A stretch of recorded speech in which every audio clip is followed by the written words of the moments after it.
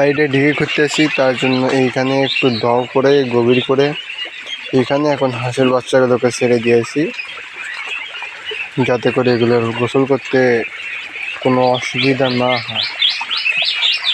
তার জন্য চতুর্দিকে নেট দিয়ে ঘেরাও দিয়েছি এবং মাঝখানে হালকা পরিমাণে গর্ত করেছি, যাতে ওরা আর কি গোসলটা করতে পারে।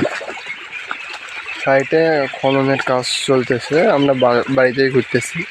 তার জন্য ভেকুও আনার অনেক চেষ্টা করছি, কিন্তু ভেকু আসে না, বলে যে এতটুকু জায়গা করার জন্য যায় না আর কি। জমিটা কিন্তু আমার 4 কাঠা, যারা কাঠা বোঝেন 4 কাঠা, আর যারা কাঠা বোঝেন না সেটা হচ্ছে 10 শতক, হয়তো বা শতক বোঝেন আপনারা। 10 শতক জমি খননের জন্য আর কি ভেকু আসে না, তাদের ডিমান্ড আবার অনেক চায়।